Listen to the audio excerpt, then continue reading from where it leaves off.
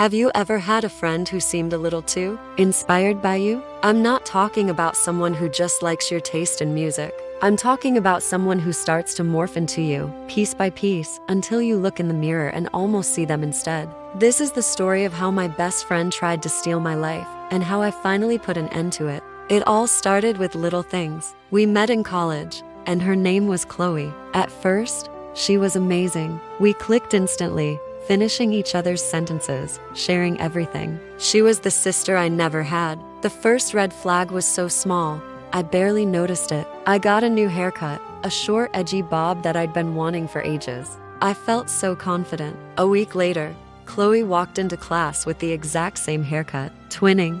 She laughed. I laughed too, a little awkwardly. It was a popular style, right? No big deal. Then, she bought the same unique vintage jacket I had found after hours of searching in a tiny thrift store. I just saw it and had to have it, she explained, even though she knew how much I loved that it was one of a kind. It was weird, but I brushed it off. Imitation is the sincerest form of flattery, I told myself, but the flattery was starting to feel suffocating. It escalated when I started dating my now fiancé Mark. Mark is a musician, and I've always loved supporting his creative journey. I'd go to all his gigs, help him with his social media, and just be his biggest fan. Suddenly, Chloe developed a deep passion for the local music scene.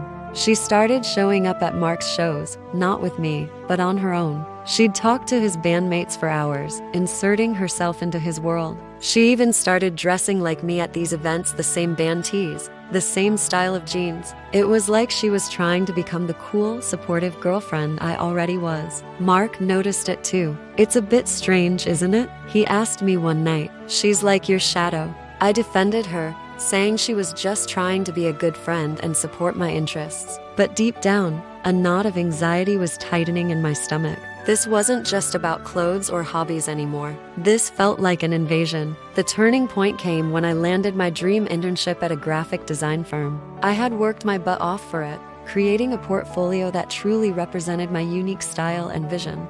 I was ecstatic and told Chloe everything about the interview process, the projects I was working on, even the specific software techniques I was learning. A few months later, Chloe announced she was applying for an internship. Guess where? The exact same company. And when she showed me her portfolio, my blood ran cold. It was my work, not a direct copy. She was smarter than that. But my color palettes, my signature illustration style, the layouts I had shown her in confidence, it was all there, thinly disguised. It was a Frankenstein's monster of my own creativity. She had taken my artistic identity and was trying to pass it off as her own. That night, I couldn't sleep.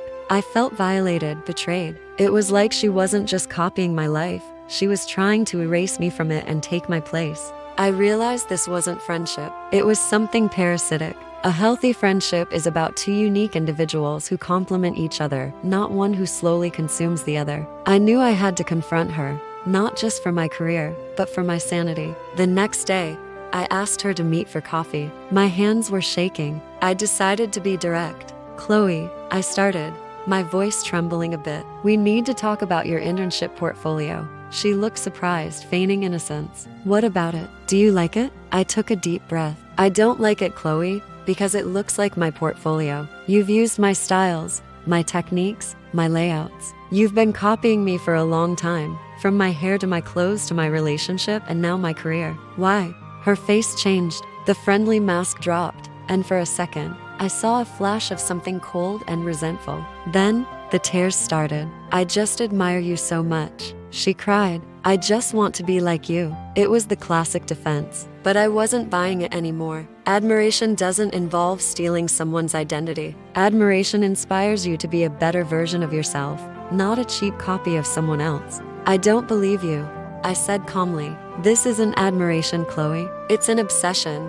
And it's unhealthy. You need to find out who you are. Without me, I can't have this in my life anymore. I need space. I think it's best we go our separate ways." She was shocked. She tried to argue, to cry, to manipulate me into feeling guilty. But I stood firm. I walked away from that coffee shop feeling a strange mix of sadness and immense relief. It was like a massive weight had been lifted off my shoulders. I was sad for the friend I thought I had, but relieved to finally be free from her shadow. The aftermath was quiet. She didn't get the internship.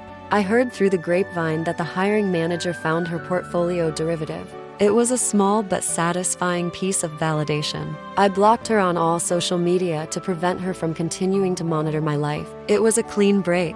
For a while, I was paranoid. Every time I saw someone with a similar haircut or jacket, my heart would pound. But slowly, I began to heal. I rediscovered the joy in being myself without worrying about who was watching or copying. I poured all that saved energy back into my art, my relationship, and my own personal growth. My work became stronger, more authentic. My relationship with Mark flourished without the strange third-wheel tension. Looking back, I learned a crucial lesson about boundaries. True friends celebrate your individuality. They don't try to steal it. It's so important to trust your gut. If a relationship feels draining or makes you uncomfortable, it probably is. It's okay to walk away from people who don't respect who you are. Protecting your peace and your identity is not selfish. It's necessary. My life is my own, not a template for someone else to trace. And I've never been happier to live it, authentically and unapologetically. Have you ever had a friend like this? Let me know your story in the comments. It's a strange experience, and it helps to know you're not alone. Thanks for watching, and if this resonated with you, please like and subscribe for more stories. See you next time.